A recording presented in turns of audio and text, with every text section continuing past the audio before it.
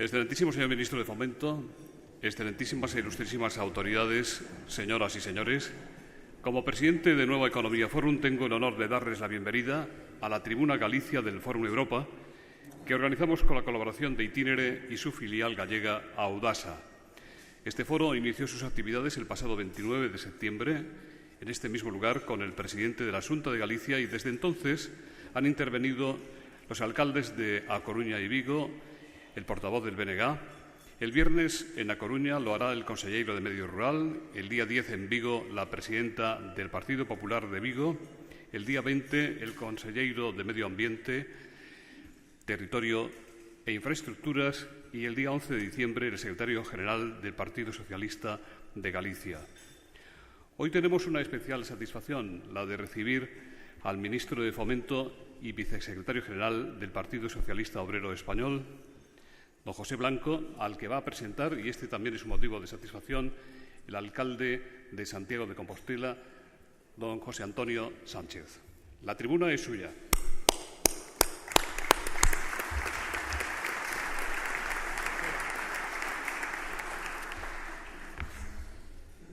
Muchas grazas. Señor Ministro, responsables de Novo Fórum Economía, autoridades, queridos colegas, alcaldes das diferentes cidades de Galicia, amigas e amigos. É para min unha gran satisfacción presentar hoxe o ministro don José Blanco. Tamén é unha tarefa que entraña a súa dificultad, porque todos ou prácticamente os que estamos aquí estamos por él, estamos porque o apreciamos, porque o conocemos e, polo tanto, é moi difícil decir cousas que non sean algo repetitivo de aquilo que xa conocemos. No meu caso, teño a honra e a sorte de conocer o noso ministro desde hai prácticamente 30 anos, desde que el e máis eu entramos no Partido Socialista, coincideu o ano, ainda que el en Lugo e eu en Santiago, pero moi rapidamente se veu a estudiar a Santiago de Compostela. Compre decir do noso homenaxeado no día de hoxe ou da persona que hoxe nos reúne, compre decir que é un veterano político ou un xoven político, pero ao mesmo tempo un dos máis veteranos. É unha persona nova, desde o meu punto de vista, 47 anos de edad, pero máis de 30 anos de experiencia política. Membro da Comisión Executiva Nacional Galega do PSOE desde os anos 80, desde principios. Non nos poñamos moi de acordo na data na que ele entrou, pero debeu ser en torno ao ano 82 ou 83. Secretario xeral das Xuventudes Socialistas por aqueles anos, posteriormente senador por Lugo no 89 e no 93 e diputado no 96, 2000, 2004 e 2008. Estes son datos absolutamente conocidos da súa biografía. A min o que me gustaría é salientar algúns aspectos vinculados por esta biografía. Nos anos 80, cando José Blanco veu a Santiago a estudar Dereito, era unha persona extraordinariamente dinámica, extraordinariamente activa, sigue o sendo no día de hoxe, e con dúas características que o facían bastante especial en aqueles anos. Era amigo dos seus amigos, era un home que seguía cos seus amigos na derrota e xeneroso na vitoria. Eran características que de aquela non eran tan frecuentes, pero que el si as tiña e as sigueu mantendo ao longo do tempo. E, ademais, eu creo que foi extraordinariamente positivo. O gran salto que dá don José Blanco se produce no ano 2000 no 35 Congreso do Partido Socialista. Un congreso no que daba a impresión que iba a salir unha cousa e saliu outra distinta. Saliu José Luis Rodríguez Zapatero de secretario xeral e saliu de número 2 José Blanco. Foi unha sorpresa en toda España, non tanto en Galicia, porque todos nós conocíamos as súas características, as súas virtudes, sabíamos que era unha persona que durante anos se estuvo preparando para poder asumir as responsabilidades as que houve de facer frente en ese momento, pero seguramente no resto de España, que non o conocían igual, foi unha auténtica sorpresa. Eu me lembro que de aquela era habitual en moitos medios de comunicación un apelativo a medio camiño entre cariñoso, porque é cariñoso cos amigos, pero tamén que de alguna maneira rebaixaba pois, o contido ou as características do personaxe. O certo é que a partir do ano 2000 este José Blanco puxo en activo, en valor, esas características das que antes falaba.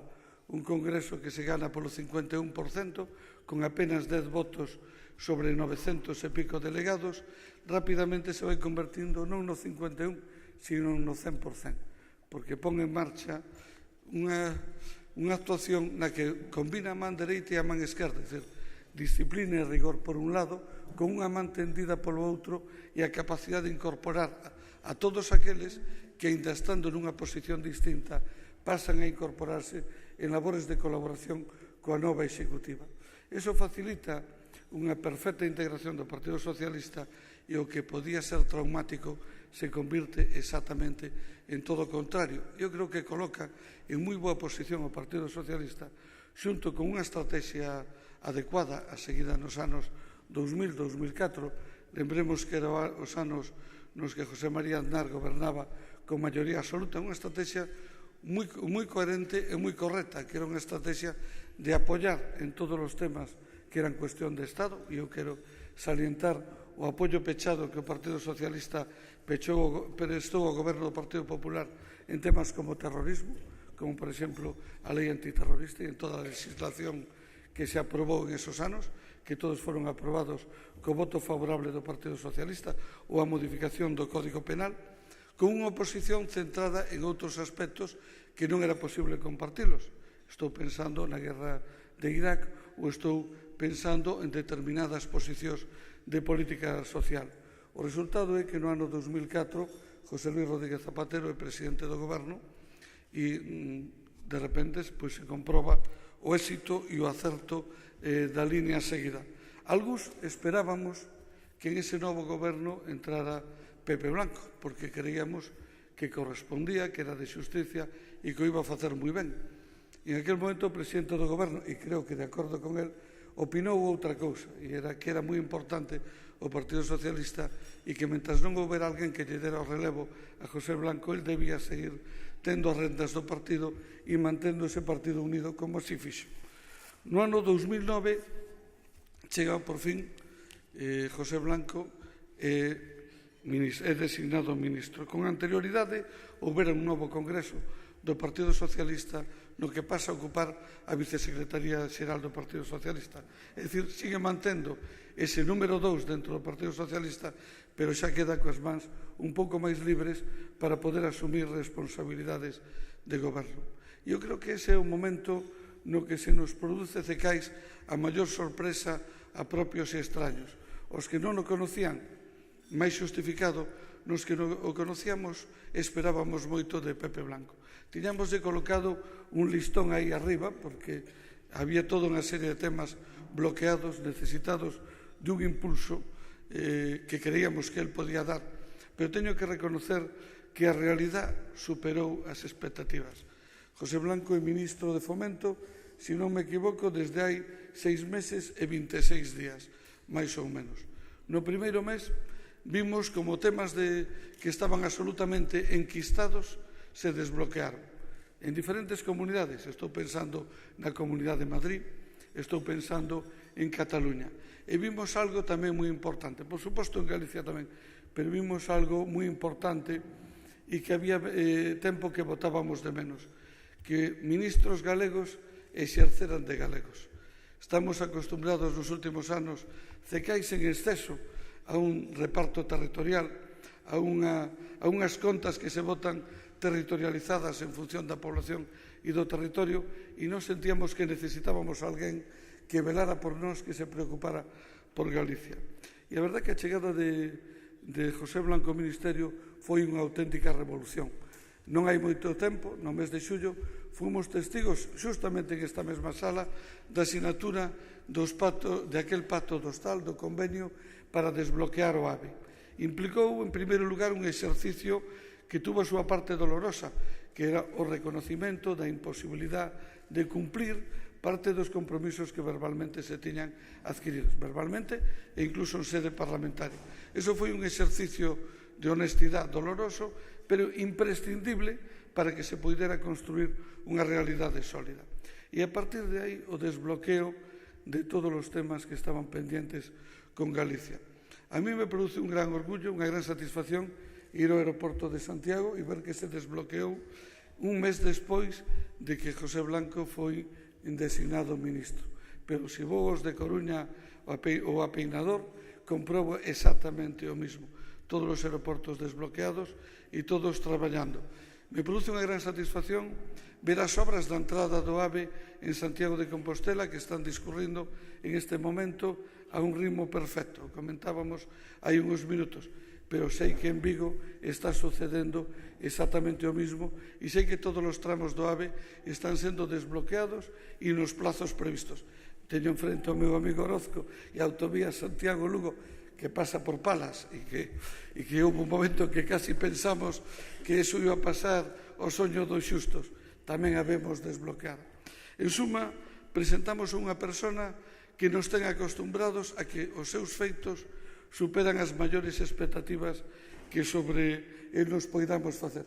Iso ten a súa parte peligrosa, querido ministro, porque todos tendemos a poñer o listón moi arriba. En todo caso, para todos nós é un orgullo, para todos os que te conocemos desde hai tempo e traballamos contigo, ver o que fuches capaz de facer. Pero creemos que é moito máis importante o que tes que facer no futuro e o que podes facer no futuro. En suma, en ti temos depositadas enormes esperanzas e é para nós unha gran satisfacción e un gran orgullo compartir contigo este acto.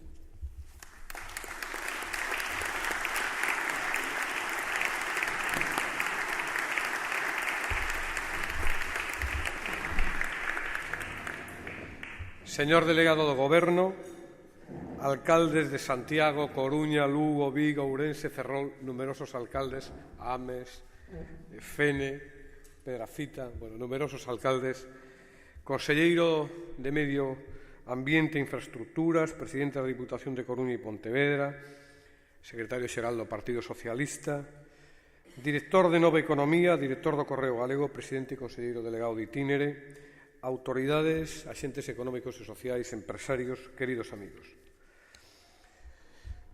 He comparecido en numerosas ocasiones en el espacio de reflexión y debate público que proporciona Nueva Economía Forum, pero es la primera vez que lo hago aquí, en la tribuna de Galicia.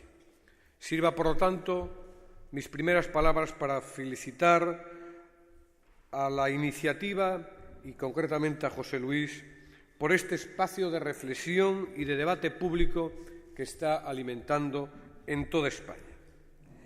Se trata, por lo tanto, esta una ocasión muy especial para mí, como pueden imaginarse. Por ello, quisiera comenzar citando textualmente a nuestro querido y siempre recordado Alfonso Rodríguez Castelao. Seguro que Anxo Quintana, que está por ahí, también hubiera empezado una intervención con esta cita. Cuando escribía en el libro de Sempre en Galiza el siguiente párrafo: Galiza non lle roubará o sono a ningún ministro e por tal motivo deixou de pesar nas decisións do goberno.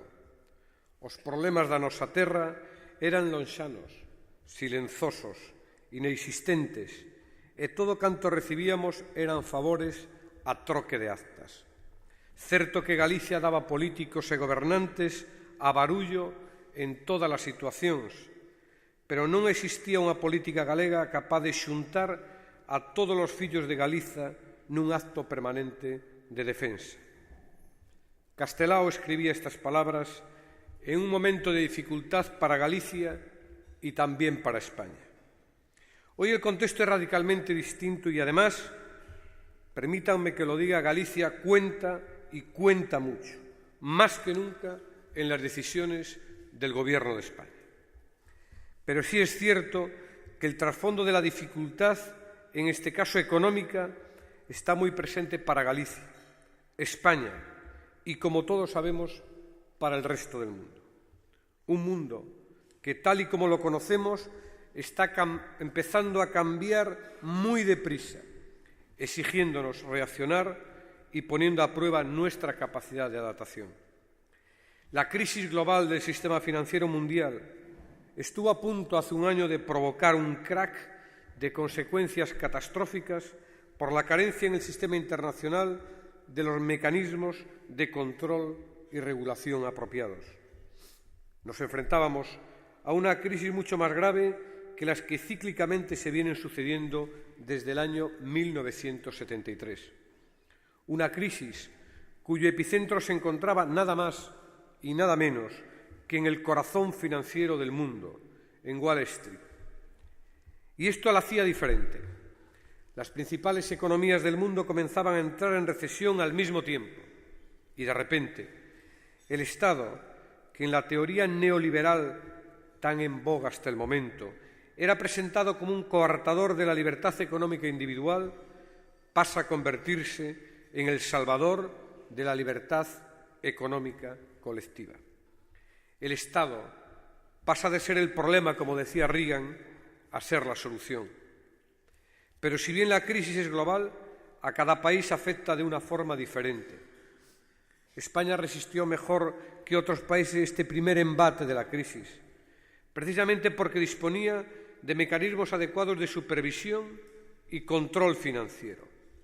Más tarde, sin embargo, estos mecanismos no pudieron impedir la contracción del crédito que ha asfixiado a muchas empresas.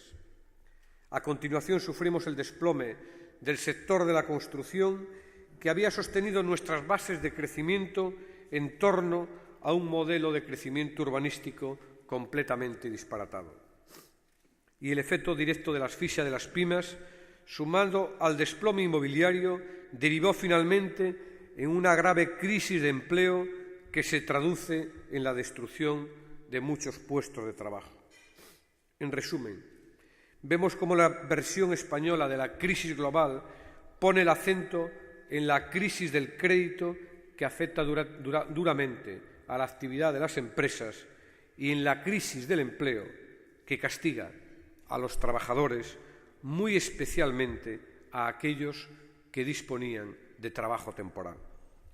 Nos enfrentamos, pues, a una fuerte infección del sistema económico que además se propaga de manera rápida e intensa. Estamos padeciendo algo nuevo, que no puede ser tratado únicamente con viejos analgésicos que alivien de forma sectorial y temporal los problemas. Debemos encontrar un tratamiento que sane el sistema y, sobre todo, que lo fortalezca para el futuro. La situación nos obliga a reaccionar, pero también a cambiar de paradigma y tomar decisiones. Y ello conlleva actuar a nivel operativo y a nivel estratégico. Actuar a nivel interno, pero también a nivel internacional. Ante estos problemas de crédito y empleo, a nivel interno debíamos reactivar la economía creando nuevas medidas de estímulo. Por una parte, era necesario dar liquidez a personas y empresas, y así el Instituto de Crédito Oficial ha inyectado en 8 meses más de 13.000 millones de euros en 275.000 empresas, autónomos y familias. Además, la gravedad de la situación requería tratar un plan ambicioso, un proyecto que permitiera canalizar la inversión pública a través de las administraciones de manera que llegara tanto a ciudades como Madrid o Barcelona como a la parroquia más pequeña de Galicia. Y por eso creamos el Fondo Estatal de Inversión Local, que ha generado más de 420.000 puestos de trabajo hasta la fecha y que ha servido para garantizar nada más y nada menos que la actividad de 14.000 empresas. En un lugar con población tan dispersa y tantos núcleos como Galicia, ha sido una medida realmente eficaz.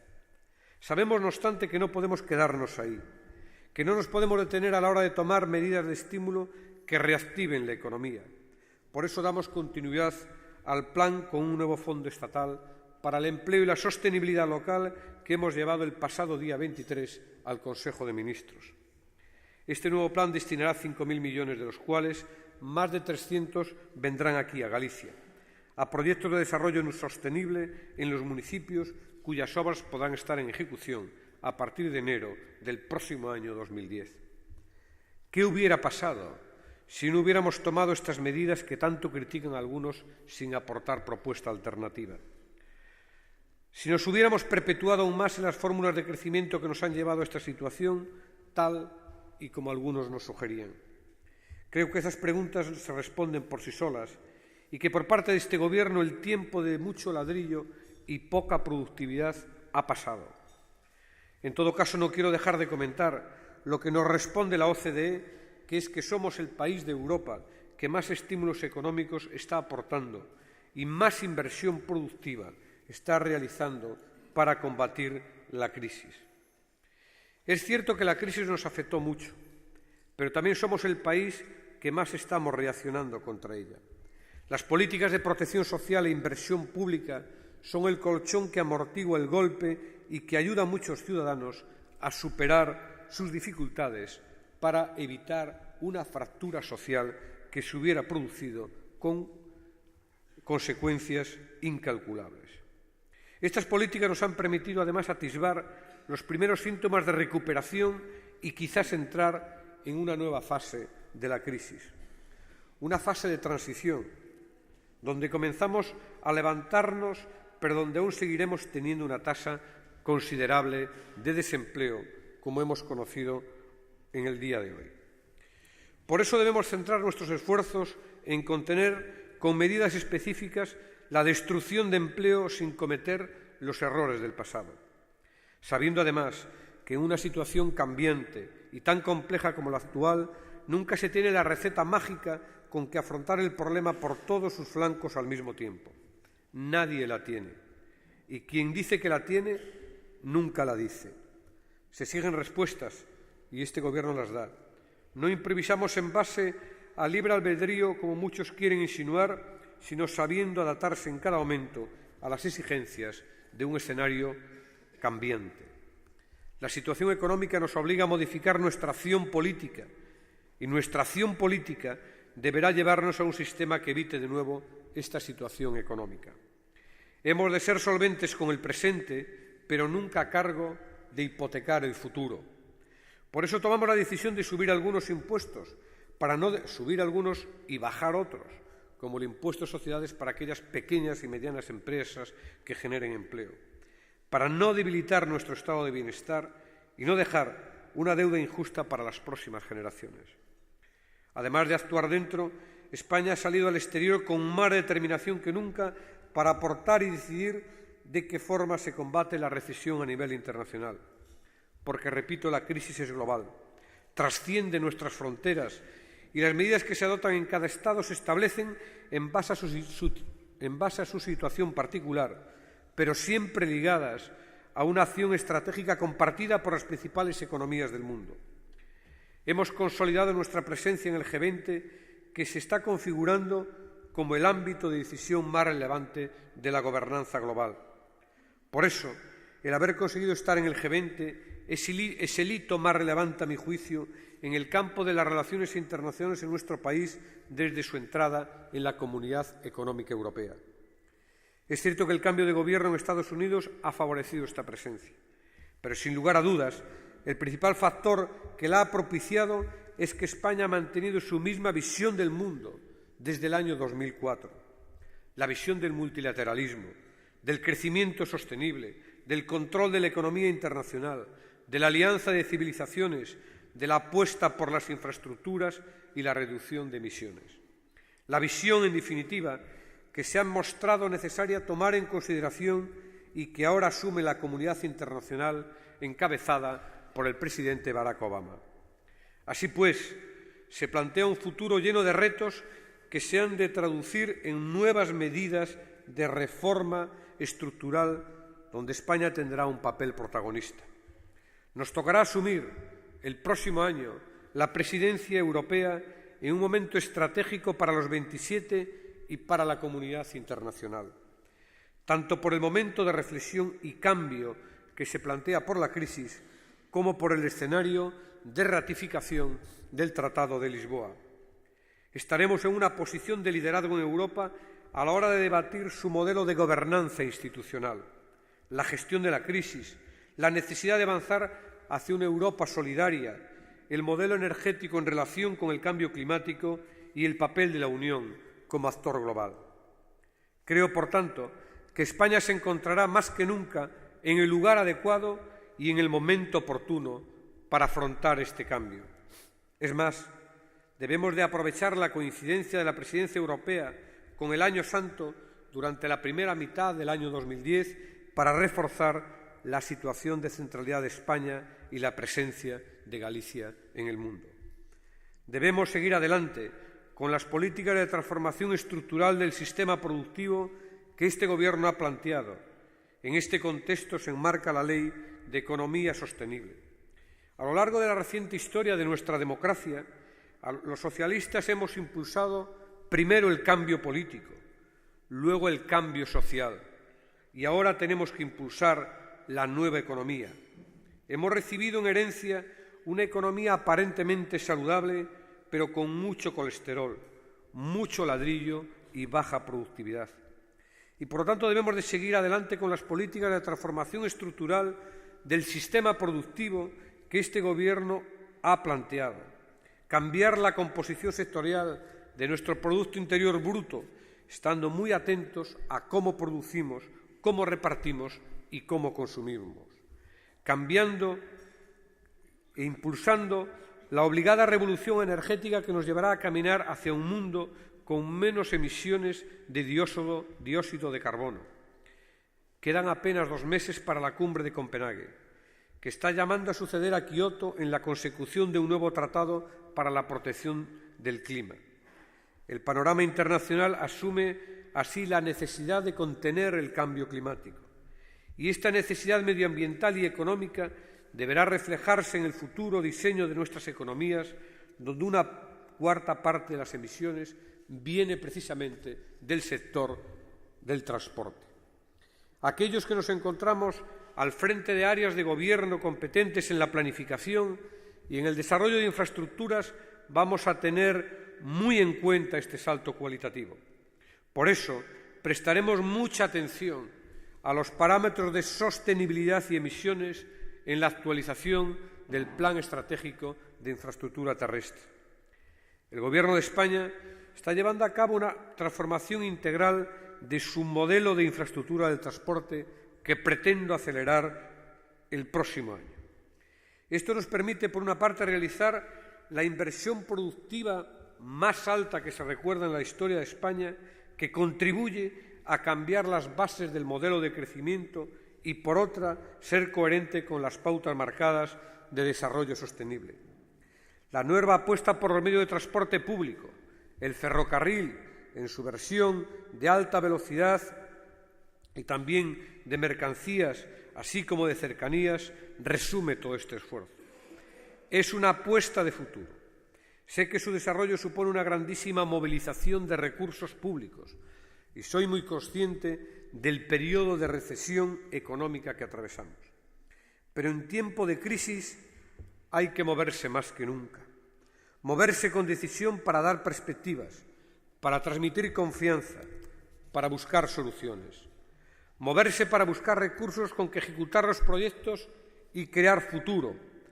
Moverse, por ejemplo, para captar financiación. Y en ese marco se va a encontrar el plan que presentaré a primeros de año de participación público-privada para movilizar más recursos para impulsar más y mejor nuestras infraestructuras en esa apuesta de transporte sostenible. Pero también en ese marco se encuentra el acuerdo marco al que hemos llegado el Ministerio de Fomento y el Banco Europeo de Inversiones la semana pasada. En virtud de ese acuerdo, dispondremos de 5.000 millones de euros de financiación para proyectos de construcción de la red de alta velocidad ferroviaria en España.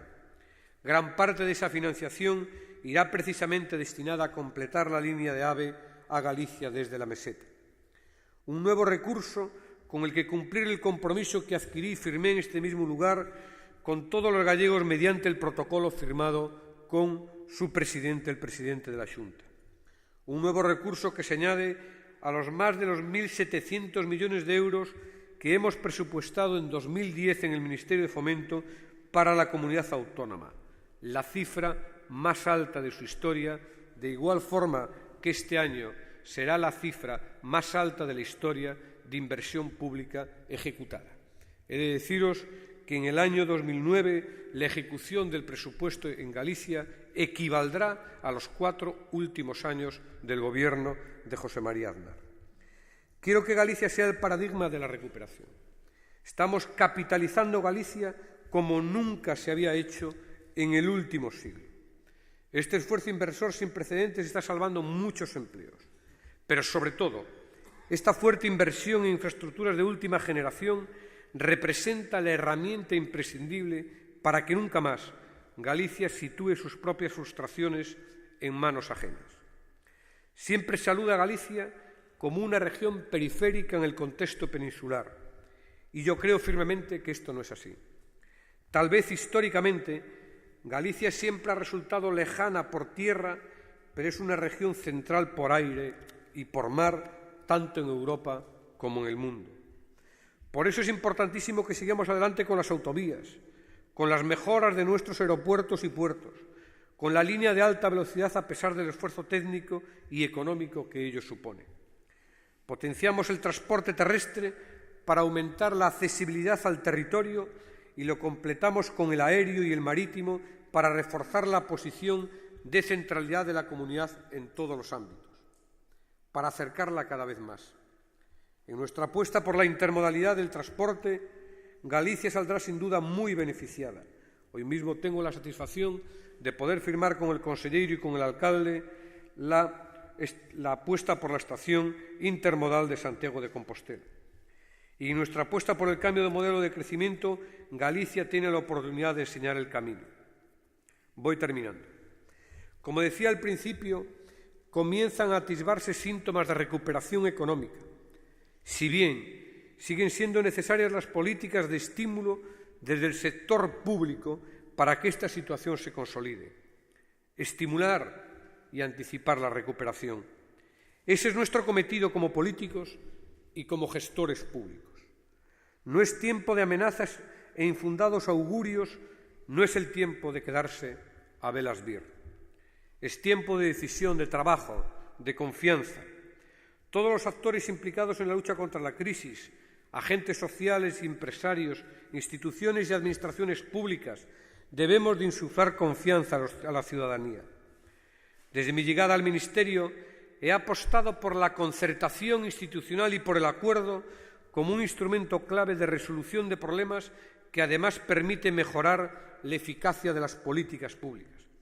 Esa apuesta la he reforzado especialmente aquí en Galicia a través del protocolo para la llegada del AVE o a través de impulsar, de acuerdo con la Xunta de Galicia, el Comité de Rutas Aéreas. Y he contribuido siempre desde mi posición a crear un clima apropiado que incitará a esta colaboración, más allá del color político de cada administración. Sé que en esta tribuna el presidente de la Xunta ha manifestado que mi gestión le parece positiva porque estoy cumpliendo y que cuando un político cumple hay que ayudarle. Espero que esa actitud no se tambalee demasiado. Yo, por mi parte, seguiré cumpliendo, tal y como he venido haciendo hasta ahora, por el bien de Galicia. Seguiré respondiendo a los desafíos que la crisis nos va presentando, preparándonos para el futuro. Comencé mi intervención citando a Castelao y la termino también aludiendo a sus palabras. Se lamentaba porque a ningún ministro le robó nunca el sueño Galicia y por eso dejó de pesar en las decisiones del Gobierno. Si él estuviera aquí hoy, yo como ministro le diría: querido Castelao, hoxe os ministros de Galicia somos galegos dentro e fora de Galicia. E Galicia róubanos o sono. Róubanos o sono porque o noso sono e o futuro de Galicia é o sono de moitos galegos. Moitas gracias.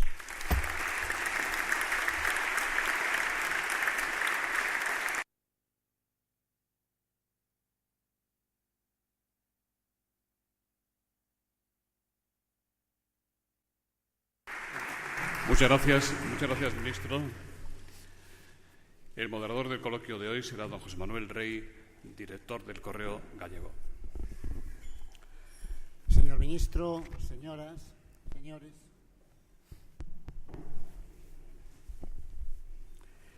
Permítanme una brevísima introducción sobre nuestro protagonista de hoy, nuestro querido don José Blanco, ministro de Fomento.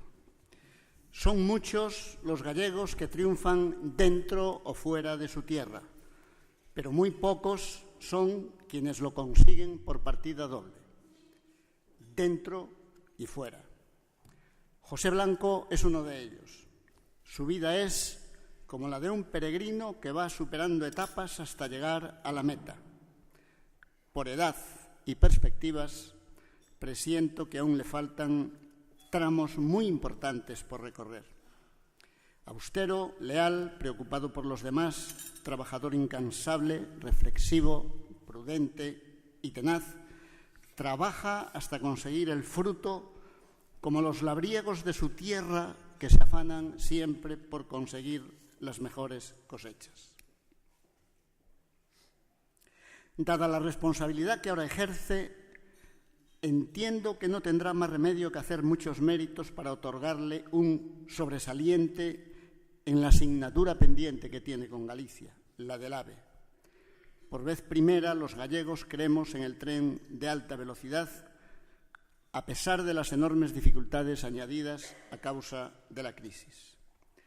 La primera pregunta, ministro, es: ¿esta vez el AVE va en serio frente al conocido lamento del poeta Galicia, onde todo está por vir e nunca chega? Esta vez vai chegar. Bueno, de acuerdo con el protocolo que he suscrito con el presidente de la Xunta, el AVE podrá circular entre Ourense y Santiago en el año 2011 y el AVE podrá circular entre Coruña y Vigo en el año 2012. Y a partir del año 2011 podremos circular en AVE hasta Madrid una parte por la red convencional, que es la parte Lubián-Ourense, precisamente a partir de la homologación de un tren híbrido que empezará a funcionar en España y en el mundo a partir del año 2011, que lleva incluido un vagón que genera energía eléctrica y que posibilita circular por la vía convencional, es verdad, con poco menos de velocidad que lo hace por la infraestructura de alta velocidad. Por lo tanto, en AVE podemos circular a partir del 2012 hasta Madrid. Por la infraestructura de AVE, es decir, por la infraestructura, podremos circular de acuerdo al convenio firmado en el año 2015, finales del 2015. En torno a finales del 2015 es el protocolo que hemos suscrito. Para ello, entre lo que queda de año y el próximo año, licitaremos todos los proyectos de alta velocidad que quedan pendientes, es decir, los tramos de Lubián a Ourense, que por su especial complejidad requiere de una actuación a su vez compleja, con numerosos túneles y viaductos, pero yo, como soy una persona que además creo muchísimo en las nuevas tecnologías y entiendo que ahora las nuevas tecnologías nos aportan más seguridad y más fiabilidad, porque la construcción con tuneladoras es más fiable y es más segura porque no está dependiendo de inclemencias, por ejemplo, meteorológicas, estoy absolutamente seguro de que podremos cumplir con ese objetivo. Lo que sí quedará cerrado y será irreversible en esta legislatura es todos los tramos contratados, lo que supondrá la mayor movilización de recursos de la historia de la alta velocidad en menos tiempo para un tramo como el que estamos señalando de alta velocidad. Reitero, será la mayor movilización de recursos públicos en toda la historia de España para un tramo de infraestructura el que vamos a acometer entre este año y el próximo año. Muchas gracias. Son tres los temas que polarizan la preocupación de los asistentes en este primer tramo del coloquio: el paro, las cajas gallegas y la corrupción urbanística. Un invitado que prefiere permanecer en el anonimato pregunta: hoy se han conocido los datos, malos datos, del desempleo. Casi 90.000 parados más, de ellos 8.700 en Galicia. ¿Cuándo vamos a tocar fondo, ministro? Bueno, efectivamente hoy hemos conocido un dato de desempleo. Toda subida del paro es mala, pero la subida del paro del mes de octubre es la mitad de mala que la del año pasado. Porque he de recordar que el año pasado, en el mes de octubre, se perdieron 190.000 puestos de trabajo. Por lo tanto, es un dato malo, pero es la mitad de malo que el año pasado, lo cual me ratifica en la filosofía que se desprendía en toda mi intervención, que la situación económica y social de nuestro país es hoy mejor que lo era hace un año, cuando estábamos a punto de estar ante un crack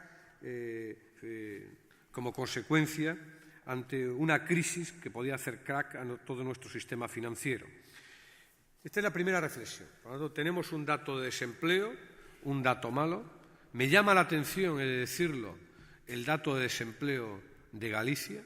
Por lo tanto, es aconsejable pedir prudencia, porque yo he visto alguna reacción donde ya se imputaba, no sé, a una forma de gobernar el dato de la EPA del último trimestre. Estoy seguro que hoy le echan la culpa al gobierno de Zapatero, porque esto va así. Cuando es bueno, uno asume la responsabilidad de decir que es cosa mía, y cuando es malo se le echa la culpa a los demás. Pero, claro, con 8.000 y pico desempleados sobre un total de 9.000, estamos hablando que Galicia aportó este mes casi el 10% del desempleo de España. Cuando esto tiene que invitar a la reflexión y al trabajo conjunto y a la coordinación de esfuerzos y a la superación del regate corto, la confrontación que no conduce a ninguna parte, y hacer planteamientos en positivo desde el punto de vista del acuerdo institucional para precisamente abordar la situación que tenemos encima.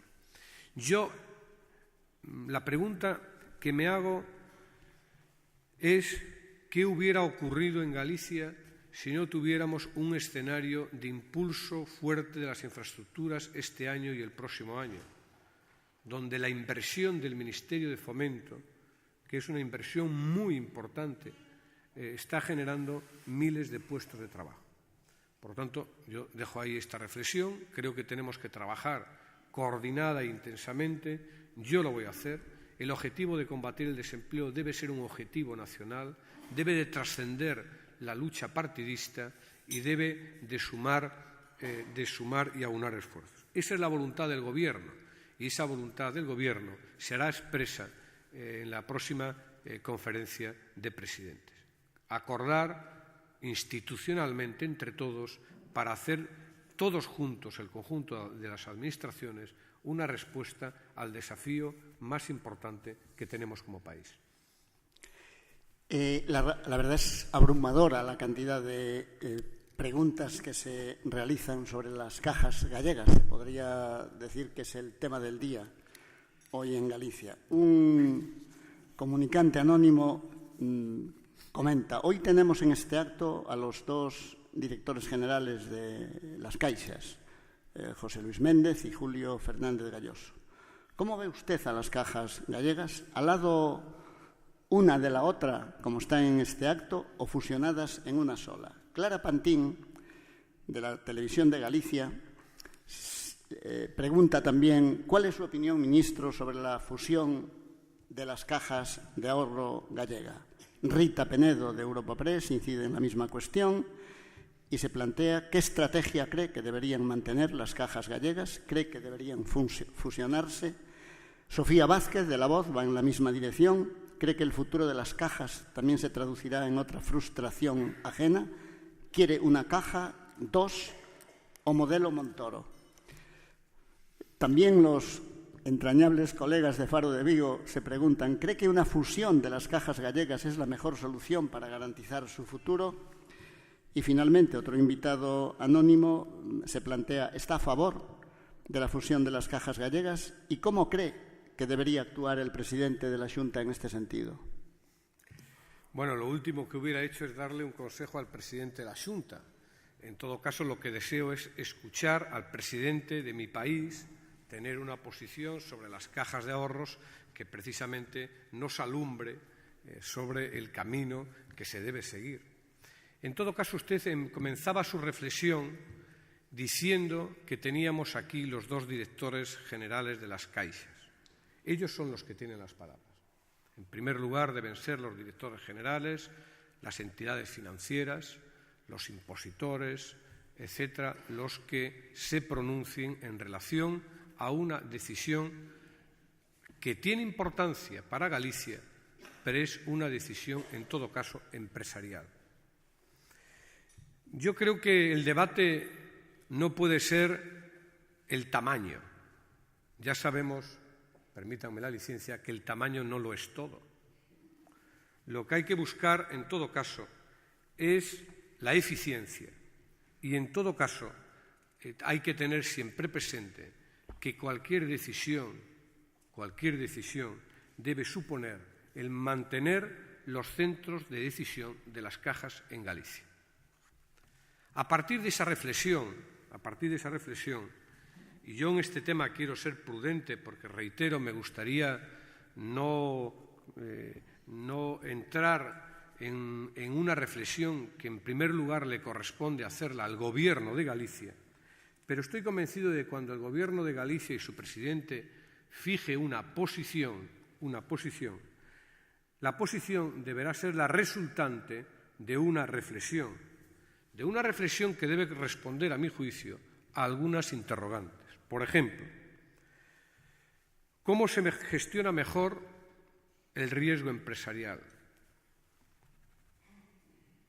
¿Cómo se consiguen mejores condiciones de crédito para nuestras empresas? ¿Qué nivel de empleo y oficinas se perderían en el caso de una fusión? ¿Cómo afectaría la decisión al equilibrio territorial de Galicia y también a nuestro modelo de desarrollo económico? ¿Cómo impactaría sobre la obra social y las consecuencias que tal decisión tendría sobre la obra social?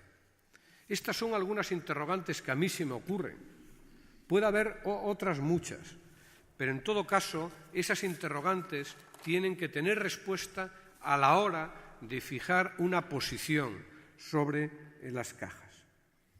Y yo quiero hacer una reflexión que va más allá, porque a partir de esto hay un debate sobre la galleguidad.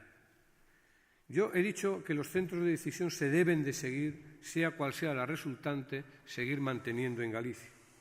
Pero nunca en Galicia, a lo largo de la historia, hemos reforzado nuestra galleguidad si miramos solo para adentro. Nunca. No podemos olvidar que las empresas gallegas de mayor éxito, aquí hay alguna de ellas, las que ante el asombro de propios y extraños son paradigma de la excelencia empresarial, han conseguido fortalecerse porque han salido sin complejos y han superado nuestras propias fronteras mentales y nuestras fronteras geográficas. Esta es la reflexión que yo quiero hacer sobre este tema. Creo que la decisión tiene que ser fruto de la reflexión, del interés de Galicia, del interés de sus empresas, del interés social, del interés económico, del interés del empleo. Y a partir de ahí, si se responde adecuadamente a estas interrogantes, cualquier decisión será positiva. Pero si estas interrogantes a las que planteo se resuelven de forma positiva. Bien.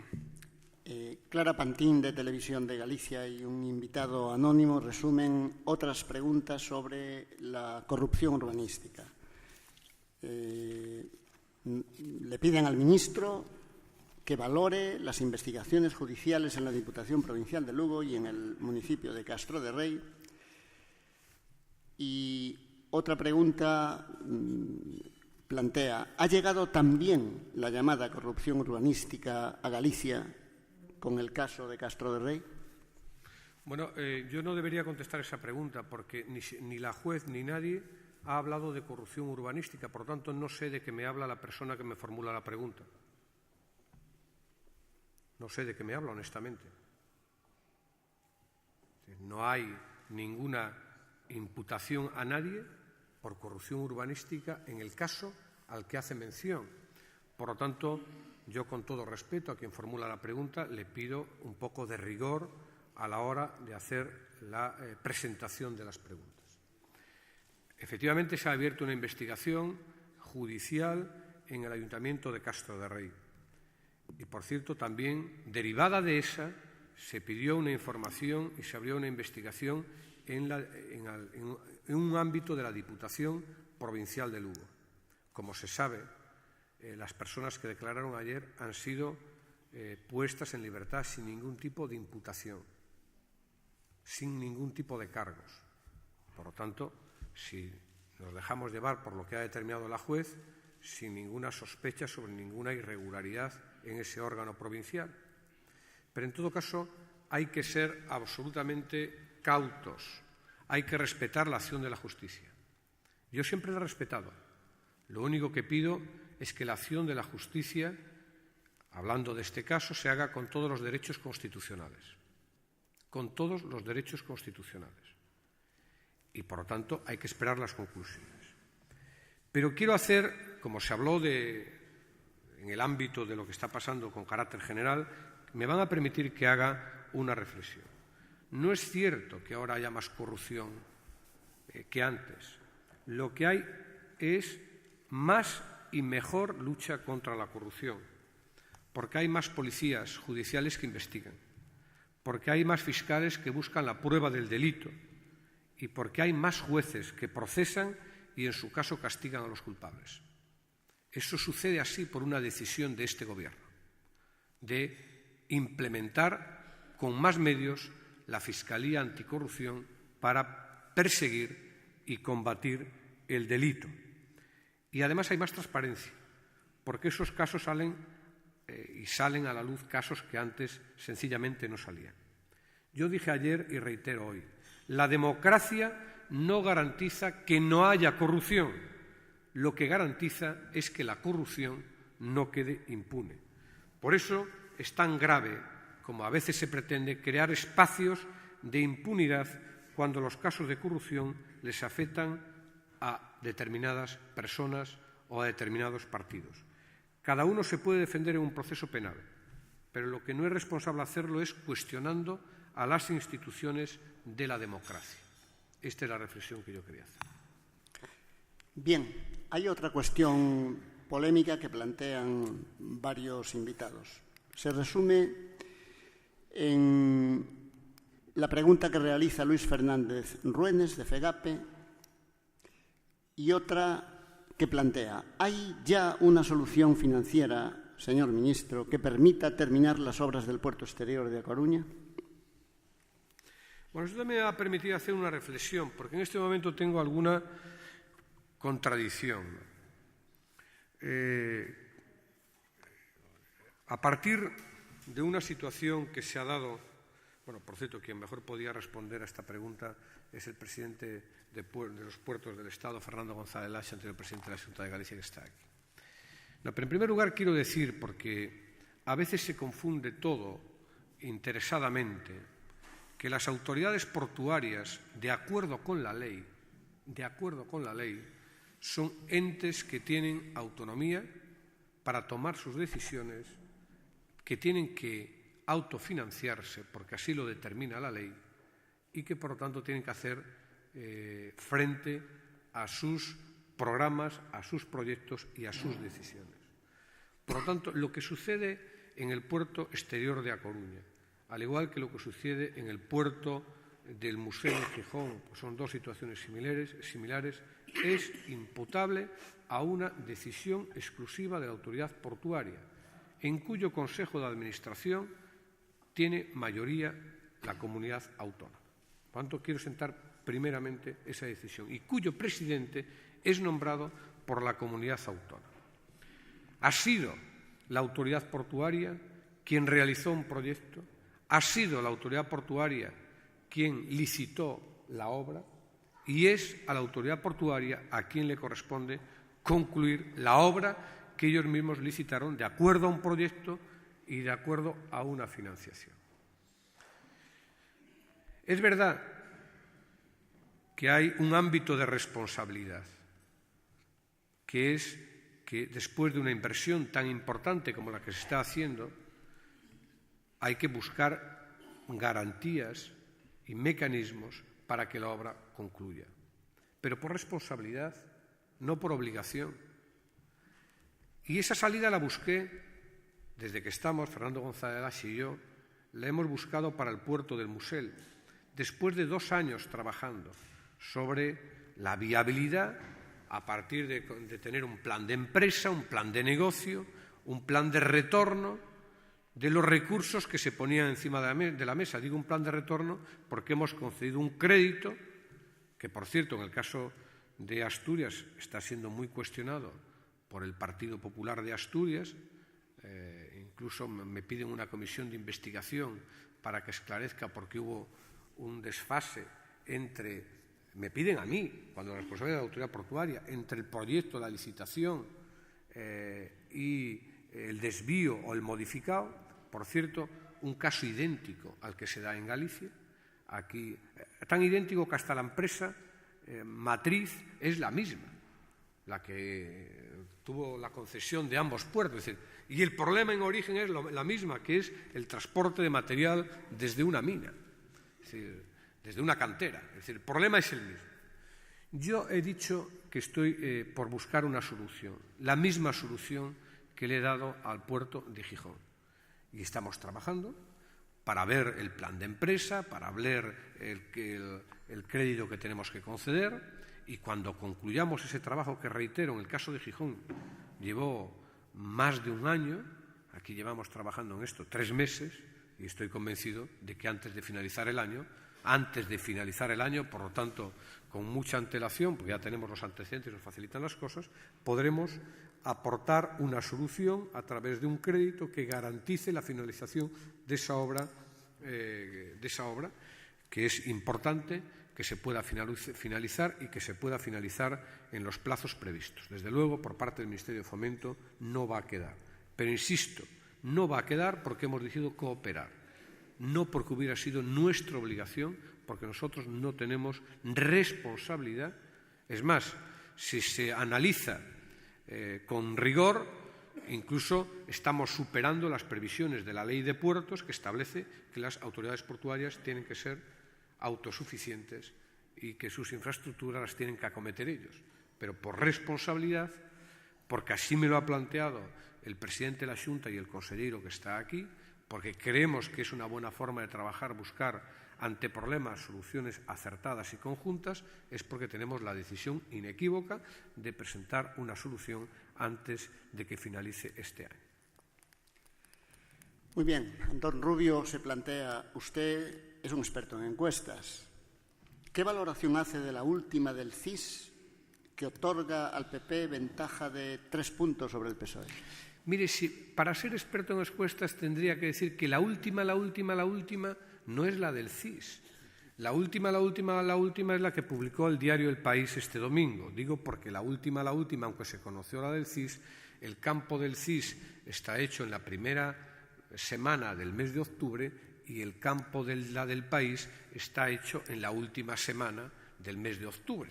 Por lo tanto, la última da empate entre el Partido Socialista y el Partido Popular.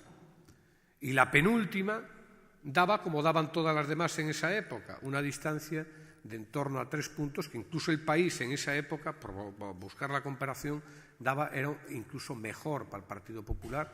Recordaréis la encuesta, bueno, los que siguen esto, que publicaba El País a principios del mes de octubre, que la encuesta era mejor para el Partido Popular que la del CIS. Mire, yo soy un experto en encuestas cuando toca hacerlas. Y yo soy un descreído de las encuestas que se publican cuando no toca. De la misma forma que a mí me alegra de que algunos celebren el resultado de las elecciones a golpe de encuesta cuando no toca. A mí me gusta celebrar el resultado de las elecciones cuando votan los ciudadanos. Le aseguro que estoy tranquilo, ¿no? Y además estoy satisfecho de que en el día de hoy el Partido Popular haya de nuevo apuntalado a Mariano Rajoy. No sé por qué sorprende que esté satisfecho, es gallego como yo y le deseo lo mejor. Perdone la cita, ministro, pero el Correo lleva días hablando del tren de cercanías y además se suman a nuestra, digamos, campaña Marta Rodríguez de Onda Cero, que se pregunta, ¿podrá contar Galicia con una red de ferrocarril de cercanías? Y Antón Alonso de Press Digital formula la misma pregunta, ¿para cuándo el cercanías en Galicia? Lo mismo que Alejandro Gómez Alonso del Grupo Parlamentario Popular. ¿Cuándo tiene previsto el Ministerio fomentar el plan de cercanías en Galicia? Bueno, lo último que hubiera imaginado es estar en una sesión de control, que me pregunte hasta el portavoz del PP en un desayuno. Pero en todo caso, le he de decir que yo voy a hacer una apuesta clara y decidida en el Ministerio por el transporte sostenible. Y creo que el transporte sostenible, una buena parte del mismo se sustenta precisamente en una buena red de cercanías. Por eso me he propuesto establecer un marco de acuerdo con las comunidades autónomas para impulsar la movilidad sostenible. Y en ese ámbito de cooperación y de acuerdo, usted decía que el Correo Gallego lleva tiempo hablando de esto, ayer mismo hablaban de que esa competencia era propia de Galicia, es decir, que era propia del Gobierno de Gallego. Por tanto, no puedo estar más de acuerdo con lo que dice su periódico, pero en todo caso estoy dispuesto a estudiar una fórmula de cooperación que permita utilizar las vías que queden en desuso como consecuencia de la entrada de la alta velocidad. Podemos ir a un proceso de transferencia a la comunidad autónoma de esas vías, es decir, que se puede establecer un mecanismo que permita, allí donde la demanda de tráfico así lo justifique, después de hacer un estudio, para poder posibilitar que Galicia tenga un tren de cercanías. Esto me permite hacer una reflexión. Mirar, no todo el mundo puede tener de todo, porque si no el modelo se hace insostenible. Pero no insostenible porque no emite emisiones, sino insostenible desde el punto de vista económico. Habrá que hacer actuaciones e infraestructuras donde se necesiten y cuando se necesiten, pero no hay que hacer infraestructuras por hacerlas. Por lo tanto, yo además soy de los que creo, esto nunca lo he dicho en público, pero lo voy a decir hoy porque esto me viene bastante a cuenta lo que usted me pregunta. Yo soy de los que creo que a partir del año 2020-2022, seguro que el consejero está de acuerdo conmigo, a partir del año 2020-2022, el debate en España, también en Galicia, pero el debate en España no va a ser cuántas infraestructuras vamos a hacer más, sino cómo somos capaces como país de mantener la actual red de infraestructuras que hemos ido construyendo. Por ponerles un ejemplo, ahora mismo mantener las líneas de alta velocidad, mantener la infraestructura de las que están en servicio, que es Madrid-Sevilla, Madrid-Barcelona, Madrid-Valladolid, le cuesta al erario público 400 millones de euros al año. Multipliquen esto cuando esté completada toda la red de alta velocidad en España. Es decir, podía dar los datos de lo que nos cuesta el mantenimiento de las autovías cada año. Por lo tanto, tenemos también que ser comedidos a la hora de planificar infraestructuras. Hay que hacerlas donde se necesiten y cuando se necesiten, pero no hacerlas por hacerlas.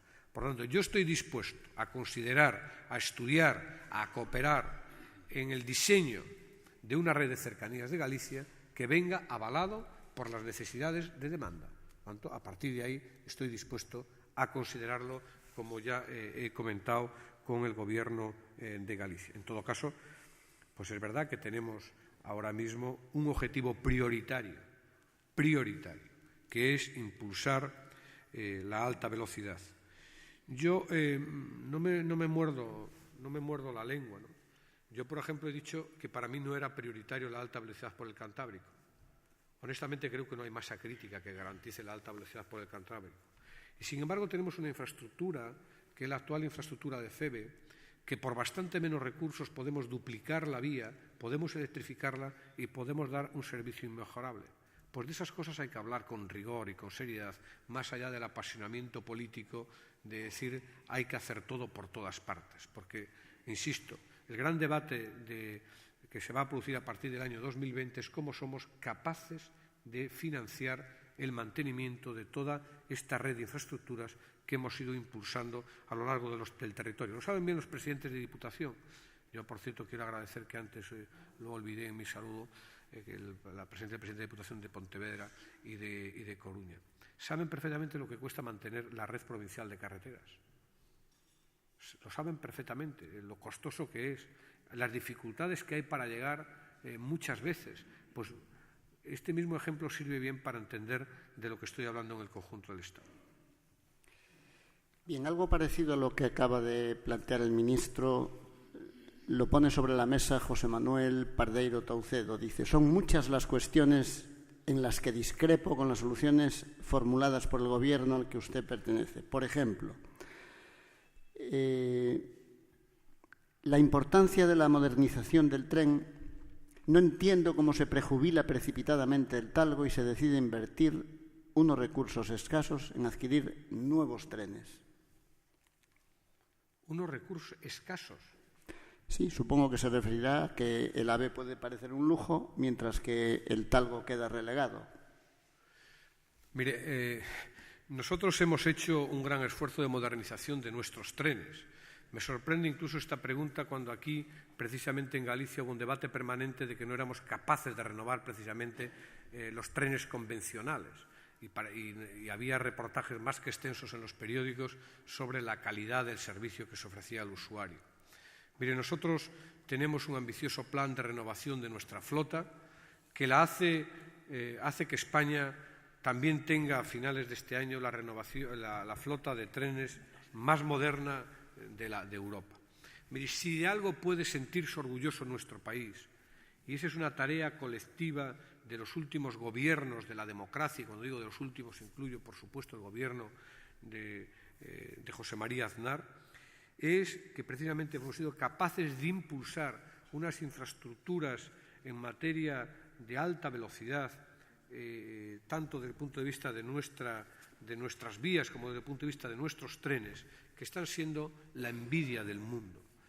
No hay cosa que más me enorgulleza como español, no digo como miembro del Gobierno de España, como español, que precisamente Estados Unidos tenga admiración por lo que hemos sido capaces de hacer en España en materia de alta velocidad, desde el punto de vista de nuestra infraestructura, de nuestra tecnología, de nuestros equipamientos. Es decir, que ayer mismo, esta es una anécdota que debo comentar y le pido a los periodistas que no se hagan eco de ella, porque si no podía sonar a pedantería por mi parte. He recibido una comunicación del embajador de los Estados Unidos en España, en la que el señor LaHoo, ministro de Transportes, secretario de Transportes en la jerga norteamericana, quiere para su despacho una foto conmigo de su visita a la alta velocidad española. Y en la conversación con el presidente Barack Obama, del presidente del Gobierno, uno de los temas es cómo puede contribuir España, sus empresas, su tecnología, al desarrollo precisamente de la alta velocidad en Estados Unidos. Por tanto, si de algo nos tenemos que sentirnos orgullosos como país, es que en este momento la primera potencia del mundo se esté fijando en nosotros por nuestro modelo de transporte. Esto, reitero, me produce un especial orgullo, reitero, no como ministro del Gobierno de España, sino como español. Nos quedan 3 minutos escasos. Vamos a sintetizar las 3 últimas preguntas recibidas. Laura Grandal, de la Agencia Galega de Noticias, plantea: en que plazo prevé o seu Ministerio o traspaso a Galicia das autopistas A9 e AP53? Será posible nesta legislatura? Ana Espadas Díez, concejal del Partido Popular de Santiago, se plantea: hablando de reforzar la intermodalidad y de vertebrar Galicia, ¿baraja el ministro la posibilidad de que la alta velocidad llegue al aeropuerto de Lavacolla? Amelia González, concelleira del PP en Santiago: la salida en San Lázaro de la autopista del Atlántico se convierte cada mañana en un embudo que origina colas kilométricas. ¿Tienen previsto resolver esta cuestión? Y finalmente, un entrañable compañero de trabajo, redactor del Correo Gallego, plantea: el alto déficit que acumula el Estado podría variar el calendario del AVE firmado aquí mismo. Y con eso remata el turno de preguntas. Bueno, empezaré por la última pregunta. No, el Estado español no tiene un alto endeudamiento. Es uno de los estados de la Unión Europea que tiene menos endeudamiento. Y eso precisamente es lo que nos permite, por ejemplo, este año, mantener un nivel de inversión público de la potencia de la que estamos hablando. Este próximo año 2010, al igual que lo está sucediendo en el año 2009, vamos a invertir en el Ministerio de Fomento, solo en el Ministerio de Fomento, 19.300 millones de euros. 3.200.000 millones aproximadamente de las antiguas pesetas. Estamos hablando de un volumen de recursos sin precedentes en la historia de nuestro país. Y precisamente cuando hemos hecho el presupuesto, hemos discutido mucho cuál era el sentido que le queríamos dar al presupuesto. Podíamos optar por hacer un recorte del gasto público, como pedían algunos. Y el recorte del gasto público se podía haber producido en dos ámbitos: en recortar el gasto social, que en ningún caso creemos que se pueda hacer, porque de la crisis tenemos que salir todos juntos y no puede quedar nadie abandonado a su suerte. Y en segundo lugar, podía venir el recorte por lado de la inversión productiva, es decir, recortar precisamente la inversión en infraestructuras. Ninguna de las cosas hemos hecho, porque entendemos que la inversión productiva es la que genera actividad económica, es la que puede ayudar a anticipar la recuperación y es la que ayuda, desde luego, al mantenimiento precisamente del empleo. Desde luego, con una inversión productiva mejor, inferior, las consecuencias sobre el empleo serían sencillamente dramáticas y las consecuencias sobre nuestras empresas serían incalculables. Por tanto, no solamente vamos a mantener la inversión, sino que tengo la previsión de movilizar recursos adicionales en un plan de inversión público-privado en la que el Estado asuma riesgos mediante fórmulas que estamos estableciendo. Desde luego, ya he garantizado la financiación del BEI, también en el plan de participación público-privado, de tal forma que en los pliegos de los concursos los empresarios ya tengan la garantía de financiación, porque aparecerá el BEI como financiador de esas infraestructuras. Pretendo movilizar todavía más recursos a lo largo del año 2010 y a lo largo del año 2011. Pretendo alcanzar la cifra de movilizar por esta vía 15.000 millones de euros adicionales a los presupuestados en el plan de participación público-privado. Algunos de ellos, además, tendrán consecuencias sobre Galicia, porque algunas de las infraestructuras de las que estamos hablando podrían formar parte de ese plan para acelerar e impulsar la ejecución de las obras. Por ejemplo, para que se entienda lo que estoy diciendo, la construcción de la autovía entre Vigo y Pontevedra, por poner un ejemplo. Por lo tanto, pretendemos movilizar recursos adicionales, garantizando los que ya existen. Pero sé que no me lo preguntó, pero tengo que decirlo porque lo siento así. El principal problema del endeudamiento no se produce precisamente por parte del Estado. El principal problema del endeudamiento que hay en España lo tienen las empresas y las familias. Y es precisamente la inversión pública, los estímulos, los que han garantizado salir en auxilio de empresas y familias, porque si no estaríamos ante consecuencias muy negativas. Probablemente las empresas hayan hecho, con la ayuda de las entidades financieras, un planteamiento de endeudamiento superior a lo que era aconsejable. Y precisamente eso es lo que nos está produciendo algunas circunstancias añadidas a la actual situación ya de crisis. Yo comparto con la concejal del Partido Popular que hay un problema de tráfico muy importante en la AP9, su paso por Santiago. Tenemos la voluntad decidida de poder acometer esta situación y estamos trabajando, de hecho, para poder acometerla. Y en relación al traspaso de la AP53 y de la AP9. He de decir que efectivamente la Xunta de Galicia ha solicitado la transferencia de esta autopista para pasar a ser titularidad autonómica. En cuanto a la AP53, hemos manifestado nuestra voluntad de poder establecer una comisión para estudiar la situación de esa autopista y, en consecuencia, poder proceder a su transferencia. Sin embargo, en relación con la AP9, que a nuestro juicio tiene una funcionalidad estatal, dado que supone un acceso internacional y une grandes núcleos de población, tenemos más dudas sobre la conveniencia de poder proceder a esa transferencia. Pero estamos dispuestos a dialogar sobre la misma.